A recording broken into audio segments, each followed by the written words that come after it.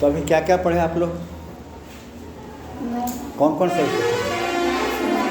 Math पढ़े और क्या पढ़े? संस्कृत पढ़े। कौन पढ़ा है? कौन पढ़ा है? कुशल पढ़ा है। और कौन पढ़ा है? देखो, आप जान रहे हो कि इस विद्यालय में शिक्षा की बहुत कमी है, ठीक है ना। यहाँ क्लास कितना है विद्यालय में? पहला से लेकर के 12वां क्लास तक है, ठीक है ना। और शिक्षक कितने हैं? आज कितने पर्यंत हैं? 2। मैंने कुल मिला कितना है? 5 शिक्षक हैं। तो एक तो खेल शिक्षक हो गए, बाकी बच गए 4 शिक्षक, ठीक है ना। अब 4 शिक्षक में किन्हीं को जरूरत पड़ेगा, कभी कोई बीमार पड़ जाए, कभी तबीयत खराब हो गई, तो अब 4 शिक्षक में भी अब कम जाएगा। अगर किन्हीं की तबीयत खराब हुई, अगर कोई सेल में है तो कितना हो जाएगा? तो मात्र 3 शिक्षक रहेंगे। अब बताइए कि 3 शिक्षक से हम पूरा, और उसमें हम प्रधानाध्यापक हैं, ठीक है ना। अब हम और कुछ एक बड़ी शिक्षक है। अब 2 शिक्षक तो हमेशा ऑफिस में लगे रहते हैं। क्या समय गार्जियन दिन भर आते रहता है ना। किसी को एडमिशन कराना है, किसी को कुछ लेना है, किसी को आधार कार्ड बनवाना है, तो 2 टीचर तो देखते हो हमेशा व्यस्त रहते हैं ऑफिस में। अब बच गए 1 टीचर। अब 1 शिक्षक से इतना बड़ा विद्यालय संभालना मुश्किल है, चलना है, संभव है। तो ये बात आप दिमाग से निकाल दीजिए कि आपके कक्षा में हमेशा शिक्षक रहेंगे। ये निकाल दी बात दिमाग से कि हर क्लास में हमेशा शिक्षक रहेंगे। शिक्षक हमारे पास है ही नहीं। हमने 2 बार विभाग को भी लिखा, शिक्षा विभाग को भी, लेकिन अभी तक उसका कोई रिजल्ट अभी हमको नहीं मिला। अब है कि ऐसी स्थिति में हम पढ़ाई कैसे करेंगे। आज हम आपको एक हम गुर सिखाने जा रहे हैं कि ऐसी परिस्थिति में हम पढ़ाई कैसे करेंगे, हम कैसे पढ़ेंगे। हमको ये बताइए आप जो है कि रास्ता में हम जब चलते हैं तो हमें बाधाएं बहुत आती हैं। नदी को देखो, नदी को, जो नदी को हिमालय से चल के समुद्र में मिलना है तो उसके रास्ते में बहुत बाधाएं आती है बाधाएं। बीच में पत्थर आ गया, बीच में चट्टान आ गया, बीच में कुछ आ गया, बहुत तरह की बाधाएं आती है। तो क्या नदी चलना बंद कर देता है? नदी अपना काम चलती है। उसका एक नदी का मंजिल क्या है? जो नदी समुद्र से निकल कर के समुद्र से नहीं, सॉरी, जो नदी हिमालय से निकलती है और उसको कहाँ गिरना है? समुद्र में गिरना है। उसका मंजिल क्या है? उस नदी का, उस नदी का मंजिल है समुद्र।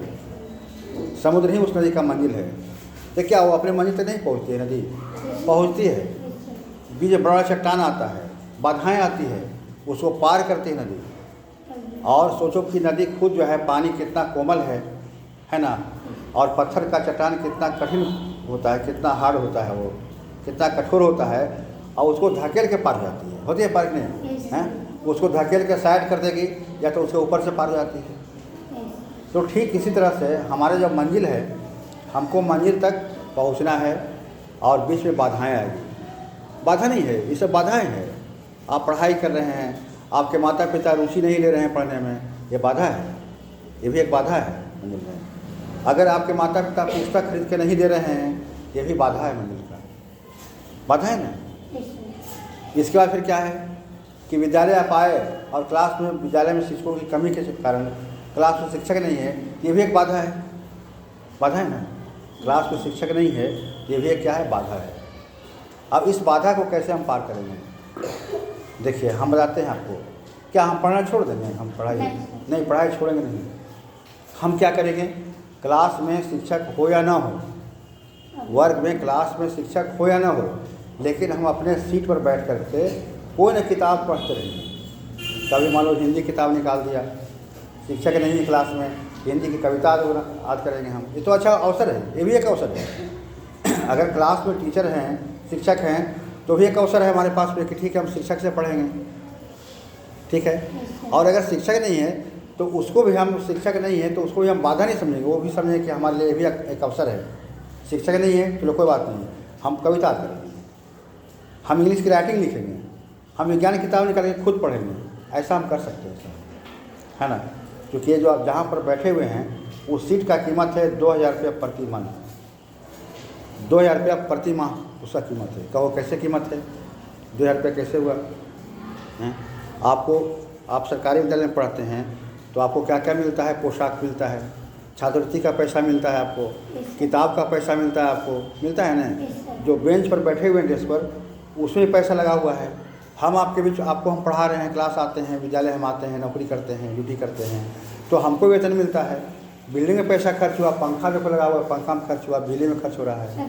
तो सारे मिला करके, हाँ, सब कुछ मिला के, सारे खर्च मिला करके आपको उस सीट पर जहाँ बैठे हुए हैं उस पर 2,000 रुपया प्रति मंथ आपको मिलता है। इसलिए उसका कीमत कोई समझना है।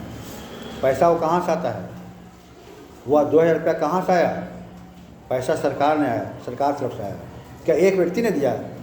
क्या सरकार में कोई एक व्यक्ति ने दिया? नहीं, पूरी जनता का टैक्स है वो, जिसको हम कहते हैं पब्लिक टैक्स कहते हैं। एक मजदूर है, वो भी काम कर रहा है। एक मजदूर काम करता है और शाम में उसको 300 रुपया मिला और सामान खरीदने के लिए जाता है या सिलाई खरीदता है, तो उसमें भी वो टैक्स देता है। जितना तरह का सामान खरीदेगा सभी सामानों में वो टैक्स देगा वो, ठीक है ना। और वही टैक्स का पैसा जो है, आम पब्लिक का पैसा आपके पढ़ाई पर खर्च होता है। तो आप ये प्रण ठान लीजिए, प्रतिज्ञा कीजिए आप कि हमको पढ़ना है, लाख बाधा है, क्लास में शिक्षक हो या ना हो, लेकिन हमको पढ़ के दिखाना, हमको पढ़ना है। क्या नदी अपना क्या चलना बंद कर देती है? अगर नदी के बीच रास्ते में अगर कोई बड़ा चट्टान आ गया तो क्या नदी चलना बंद कर देती है? नहीं, वो नदी चलती है और अपने मंजिल तक वो पहुँच के रहती है, ठीक है ना। तो हम क्या करेंगे ऐसी परिस्थिति में? हम बैठ करके कुछ ना कुछ पढ़ते रहेंगे। मैथ हम बनाएंगे, ये बनाएंगे, और कभी जो टीचर आ गए उनसे हम पूछ लेंगे, है ना। कोई न कोई टीचर कभी जब भी मौका मिला किन्हीं को तो आते रहेंगे आपको, उनसे हम पूछ लेंगे उनसे। लेकिन हम खुद सेल्फ स्टडी करो। जब सेल्फ स्टडी करने की आदत जब तक नहीं बनेगी आपको, आप जीवन में सफल नहीं हो सकते हैं। जीवन में सफल वही हुआ है जो सेल्फ स्टडी किया है। क्या बात सुन रहे हैं? सेल्फ स्टडी समझते हैं क्या होता है? खुद से पढ़ना, खुद से पढ़ना। ठीक है, विद्यालय आप आते हैं, विद्यालय में तो पूरा ये होता है, असेंबली होता है, असेंबली में बहुत तरह तरह का कार्यक्रम चलता है, तो उसमें बहुत कुछ हम सीखते हैं, ठीक है। फिर क्लास हम आते हैं, तो क्लास में यहाँ शिक्षक तो है ही नहीं, बहुत शिक्षक का अभाव है। तो जिन विद्यालय में शिक्षक नहीं हैं, उन विद्यालय के विद्यार्थियों को हम यही कहना चाहेंगे कि आप सेल्फ स्टडी करो। आप ये प्रण ठान लीजिए कि हमको हर हाल में मंजिल पाना है। ये नहीं कि क्लास खाली है तो हम इधर घूम रहे हैं, उधर घूम रहे हैं, अनावश्यक जो है समय की बर्बादी कर रहे हैं, ऐसा नहीं। आप पढ़ते रहो, इंग्लिश का पोएम याद करो, इंग्लिश का मीनिंग याद करो। खुद से भी हम खुद से पढ़ सकते हैं बहुत कुछ। हम मैथ अपने खुद से बना सकते हैं।